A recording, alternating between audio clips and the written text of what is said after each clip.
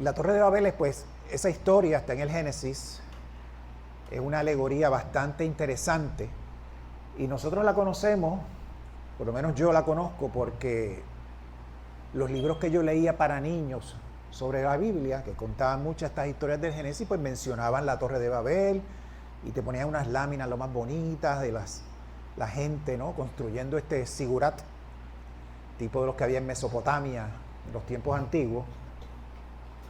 Y siempre el mensaje que nos decían sobre ese incidente era que Dios se había molestado con la gente porque querían hacer una torre para alcanzar al cielo y ser como Dios, entre comillas, y que por eso había confundido sus lenguas. Pues aquí en Unity obviamente vemos las cosas diferentes. Como parte de nuestros estudios para entrar a la escuela ministerial, pues tuvimos que leer todos estos cuentos y analizarlos de muchos puntos de vista, leer muchas diferentes opiniones. Y resulta que la alegoría de la Torre de Babel obviamente no es algo histórico, o sí pudiese estar basado en la historia, pero no es un evento histórico. Y sin embargo tiene un simbolismo social, filosófico, espiritual y metafísico bien profundo que de casi nunca se habla. Siempre se habla de la cuestión esta de que tratamos de llegar al cielo y nos castigaron confundiendo las lenguas. Y vamos a ver. Cuando usted lee la historia hay unos elementos importantes que yo creo que es menester aclararlos y que ustedes los mantengan en su mente mientras va progresando el mensaje. Y estos son los elementos que están dentro de esa historia, el meollo del asunto. Lo primero es que en la Biblia dice que toda la tierra era una sola lengua y unas mismas palabras. Lo que quiere decir es que todo el mundo, todo el que estaba allí hablaba el mismo lenguaje, supuestamente, ¿no? Esta gente salen de Oriente, del este, y se establecen en la llanura de Sinar. Más adelante vamos a hablar de eso, pero salen del este, se mueven hacia el oeste y se establecen en la llanura de Sinar. Ese sitio existe. Hicieron ladrillo en lugar de piedra y lo unieron con asfalto en lugar de mezcla. O sea, ellos cocinaron el ladrillo. O sea, el ladrillo no está ahí. Ellos tienen que hacer el ladrillo, tienen que cocinarlo. Y en vez de usar la argamasa que se usa para pegar las piedras y esa cosa, utilizaron el asfalto. El cuarto elemento importante, y cito directamente de la Biblia, del Génesis, dice: hagamos una ciudad y una torre cuya cúspide llegue al cielo. Hagámonos de un nombre, por si fuéramos esparcidos sobre la faz de la tierra. Lo que me está diciendo ahí, esa frase, esa oración, es que el miedo que ellos tenían era de ser esparcidos por la faz de la tierra. Eso no fue que Dios vino y los esparció. Ellos sabían que eso iba a pasar, o temían que eso fuera a pasar. Jehová vio eso y dijo que ahora que ellos hacían esta cuestión, esta torre, harán cualquier cosa que se propongan. O sea que Dios, Jehová, Él, el Dios que ellos adoraran, porque no es el mismo Dios que nosotros adoramos, era otra cosa, le dice al consejo de dioses, Elohim: mira, hicieron esto, ahora van a hacer cualquier cosa que se propongan. Hay que hacer algo, básicamente. Entonces confunde sus lenguas y se esparcen por la tierra y dejan de edificar la ciudad. Esos son los elementos importantes de esa historia. Ok. Es una historia mítica y es un mito que se repite en diferentes culturas de diferentes formas. Los mitos son bien importantes porque es la manera que nosotros tenemos de explicar las cosas, de darle un significado. Ahora vamos a un libro de ciencia y la explicamos, sabemos que el rayo es una descarga eléctrica, qué sé yo, pero en aquellos tiempos había que explicar qué era eso, porque el ser humano no puede vivir sin saber por qué suceden las cosas, sin darle una explicación. No toleramos la angustia del no saber y nos inventamos todos estos cuentos para calmarnos esa angustia y esa ansiedad.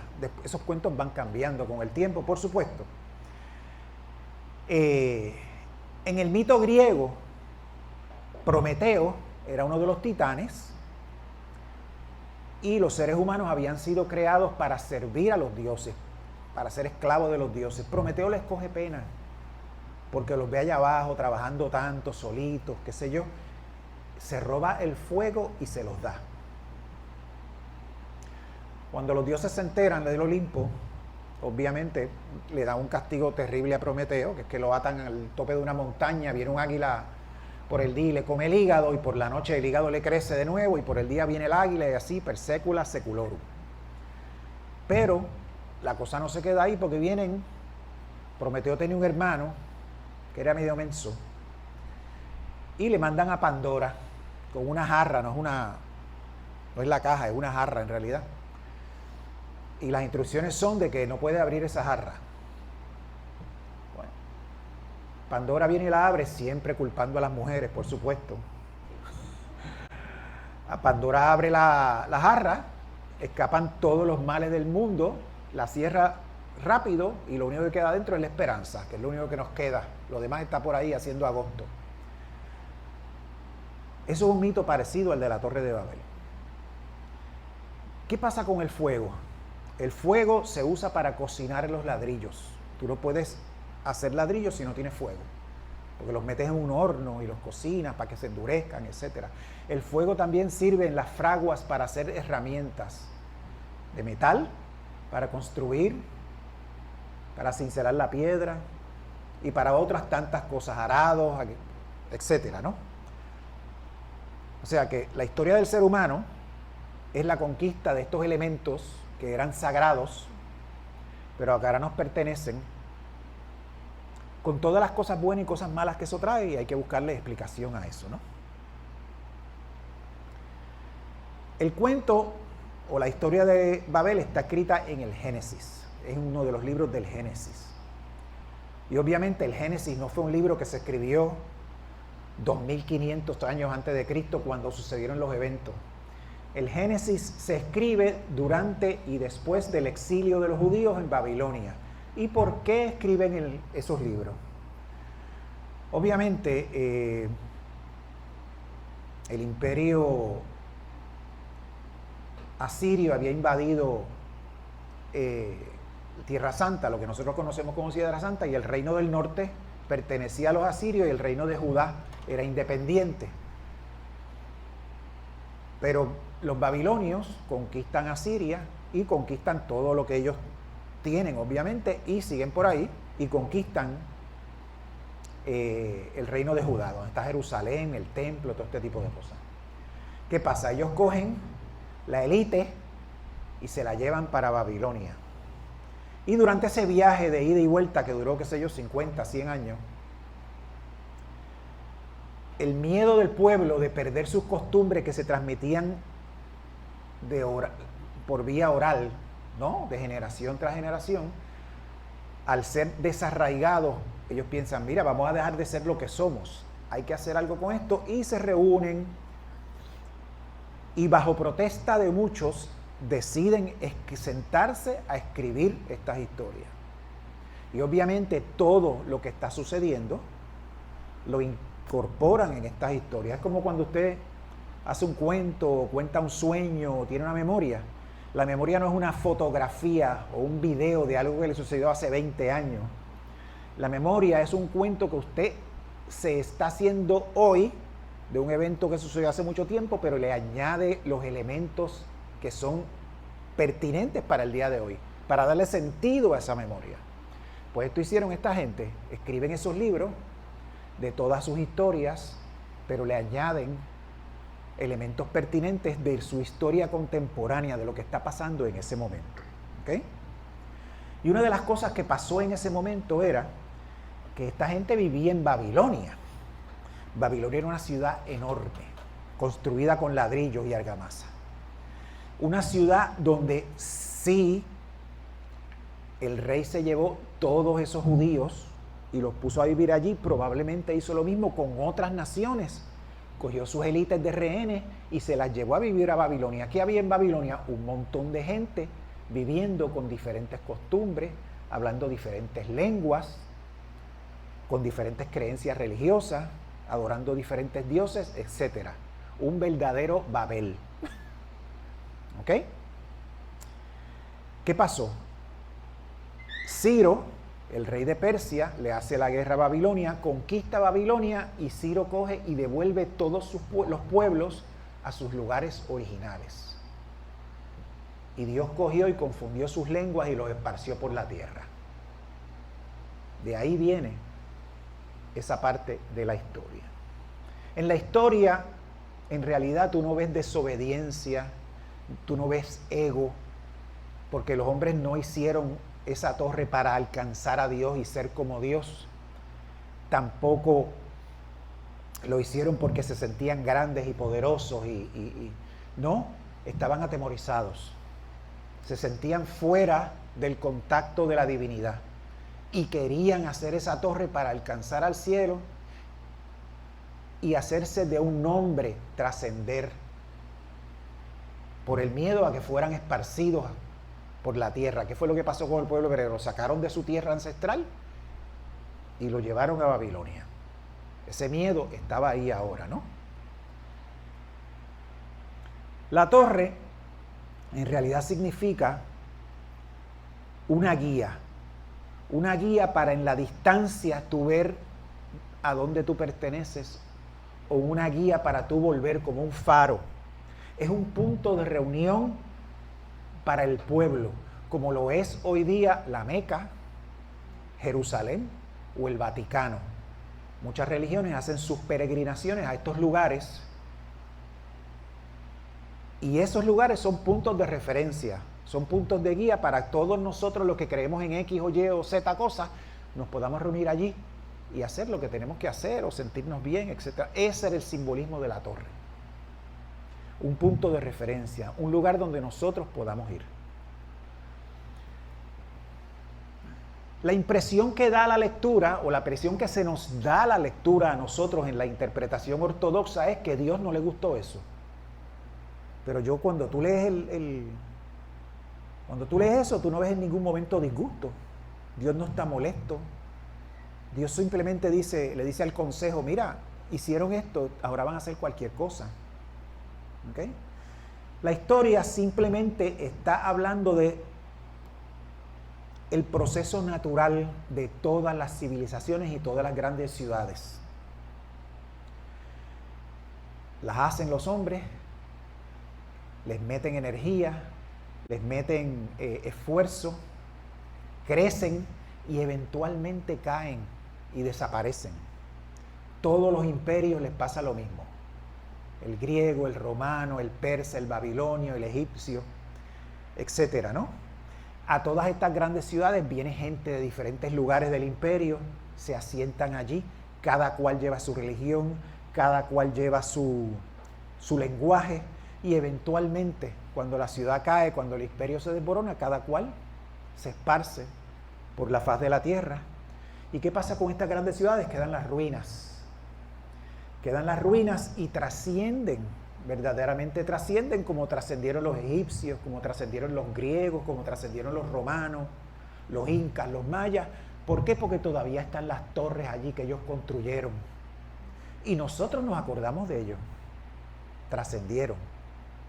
Son, si venimos a ver, entre comillas, eternos, porque no se olvidan, a pesar de que ya no existen esas culturas, ¿no? Allí están las ruinas para nosotros acordarnos de ellos, y esa es la trascendencia.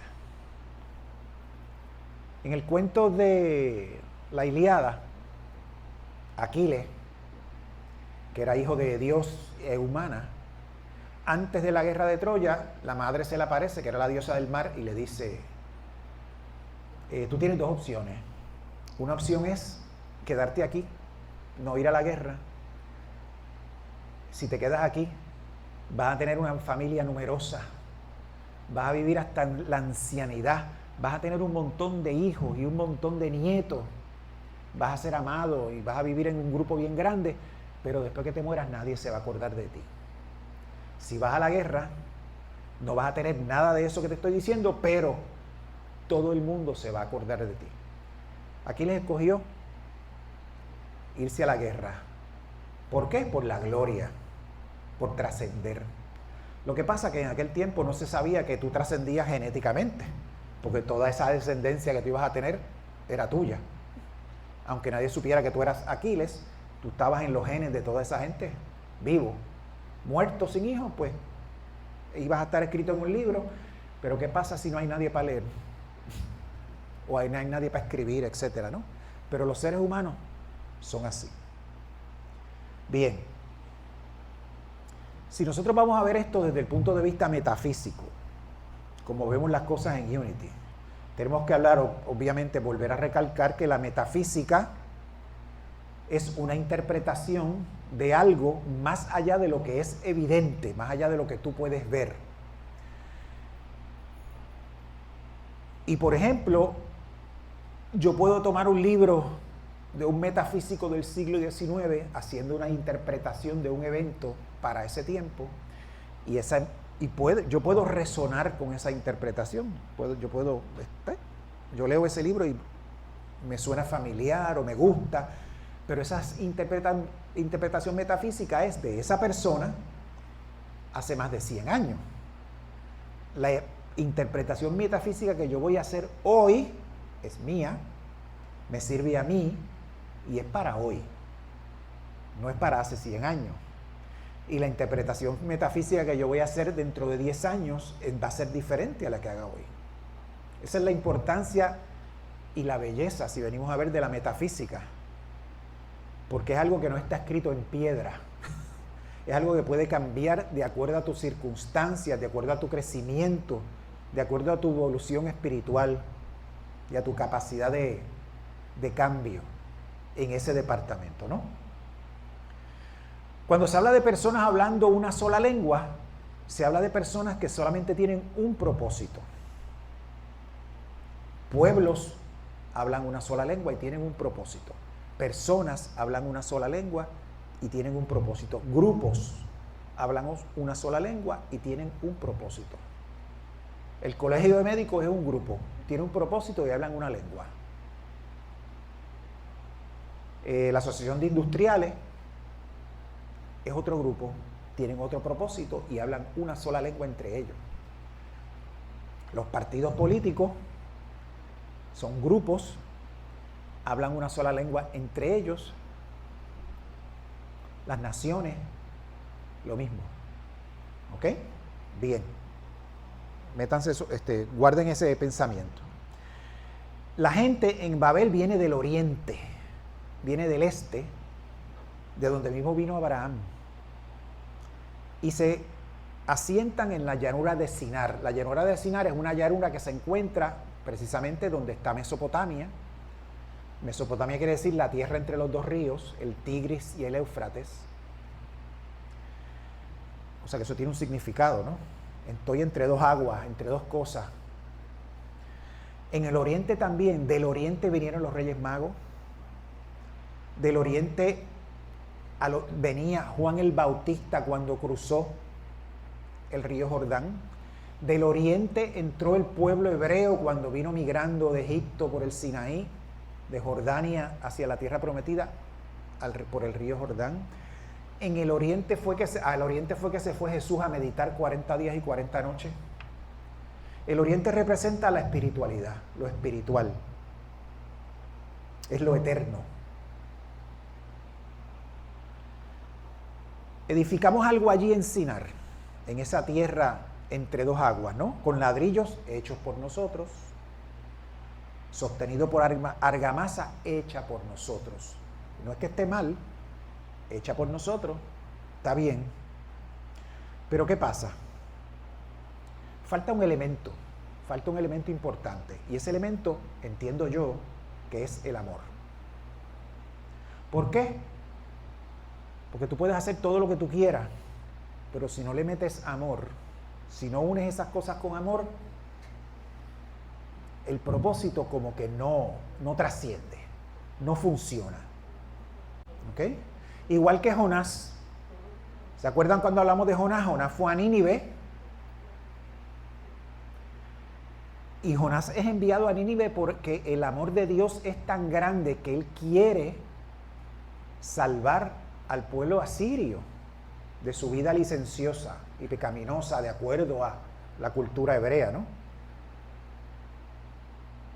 Y tiene tanta compasión que le dice a Jonás, mira, ellos ni saben lo que están haciendo, ellos no saben que lo están haciendo mal, por lo tanto no son malvados, es que no conocen. Jonás estaba hablando una sola lengua, la lengua de él, del pueblo hebreo. Dios es para mí nada más. Las bendiciones de Dios son para mí nada más, no son para más nadie. Dios me ama a mí y a más nadie. Dios es mío y de más nadie. Él va, cumple su misión, la hace bien, Nínive se salva, pero el individuo no puede aceptar que hay otras lenguas, que hay otros pueblos, que hay otra gente que merece el amor de Dios. Y muere, o sea, la historia termina, él allí molesto, histérico, pidiendo la muerte, con un coraje del carajo, porque él no puede entender eso. Ese es el mensaje de Jonás y este es el mensaje de la historia de Babel también, ¿no? El proyecto de la torre fracasa, ¿por qué? Porque le falta ese elemento que es el amor, que solamente lo puede dar el Cristo morador. Pero no es un fracaso, no hay que ser tan negativo, no es un fracaso sino una experiencia de crecimiento. Ok, yo tengo las herramientas para hacer esto, que es buenísimo, es grande. Yo hice una ciudad, en esta ciudad me siento protegido de mis enemigos, de los elementos. Puedo sembrar alrededor de la ciudad y acumular alimento en los graneros que voy a construir. Ya no tengo que estar caminando por el desierto pastoreando ovejas y cabras, como hizo Abraham, ¿no? Que tenía que estar caminando de un sitio a otro con las cabras y cuando el pasto se acababa tenía que irse para otro lado y para otro lado y así sucesivamente, ¿no? Así era la vida de esta gente en aquel tiempo. Pero ahora llego a una ciudad y me siento protegido y me siento bien. Cuando Dios los esparce a través de la tierra, no es un castigo en realidad. Ya tú tienes el conocimiento de cómo construir una ciudad, ya tú tienes las herramientas, ya tú sabes cómo hacer ladrillo, ya tú sabes cómo protegerte, ya tú sabes cómo guiarte construyendo una torre metafísica o simbólica, espiritual, a dónde recogerte para pedir ayuda, para conversar conmigo, que soy Jehová, y etcétera, ¿no? Y yo quiero que tú vayas por el mundo llevando esa sabiduría que yo te he dado. Nosotros vivimos en comunidad. Cuando vivimos en comunidad, los intereses personales y los intereses del grupo al que pertenecemos, que simbolizan la misma lengua, a veces chocan con los intereses de otros grupos y otras gentes. Como nosotros vemos en las noticias todo el tiempo. Si velamos por nuestro proyecto exclusivamente y no incluimos a los demás, no hay amor en ese proyecto, no hay amor para el prójimo, lo que hay es intereses para mí y mi grupo. Yo no estoy pensando en todos, estoy pensando en mí y en los míos. Hablar diferentes lenguas nos hace bien exitosos. ¿Por qué? Porque nos podemos comunicar con otra gente, nos podemos comunicar con otras filosofías, podemos entender, porque un lenguaje no es solamente una forma de comunicarse, un lenguaje es un universo completo de sentimientos, de emociones, de formas de ver el mundo completamente diferentes. Cuando se pierde una lengua es una tragedia. Eso es casi como si se extinguiera una especie. ¿Por qué? Porque una visión de mundo, de universo, una forma de explicar lo que pasa se perdió.